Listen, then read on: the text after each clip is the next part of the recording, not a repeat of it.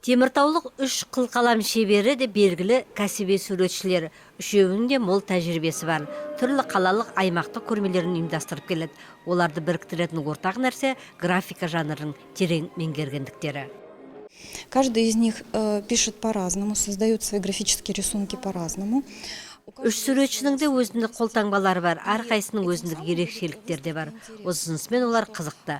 Олардың шығармаларын көрермендер жақсы біледі. Үшеуін де біріктіретін бір жанр. Үш суретшінің шығармаларын графика жанрында салатындығында. Көрме авторлардың үшеуі де теміртаулықтарға белгілі суретшілер. Қайниса Мұстафина қаланың өлкетану мұражайында суретші. Юрий Пилтихин болса қаладағы суретшілер клубының негізін қалаушылардың бірі. Елена Малецкая Восток паркінің суретшісі, алайда үшеуін біріктіретін сурет өнері. Көрмеге суретшілердің портрет жанында салынған туындылар көп қойылған. Бұл сурет өнеріндегі аса күрделі жанр. Өйткені портреттегі бейне сыртқыда ішкі дүниесімен дәл көріністі бейнелеп білуі керек. Міне күрделілігі де осында жатыр.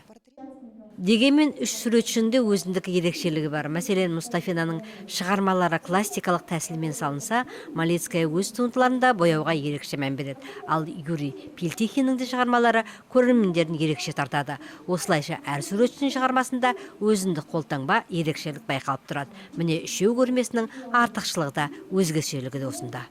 Мы решили втроем выставиться. Близкая по духу у нас тема, получается тема портрет. Біз үшеумізге жақын портрет жанрындағы шығармаларымызды көпшіліктің назарына ұсынғанды жөн көрдік. Олар жақын достарымыздың, таныстарымыздың, белгілі өнер адамдарының портреттері. Мен осындай 35 портретті көрмеге әкелдім. Олар көмір мен бормен салынған. Бұл тәсілмен суретті тез салынады, әрі кейіпкерді дәл бейнелеуге көмек береді. Менің мақсатым портретті анық дәл салумен бірге оның жүзінен қандай да мінезін көрсете білу. Көрмеге қойылған шығармалар үш суретшінің де өзіндік ерекшелігімен қызықты көрінеді. Олардың әрбір туындылары көрермендер үшін тартымды, қызықты болатын сөзсіз. Теміртаулықтар көрмені ақпан айының ортасына дейін тамашалай алады.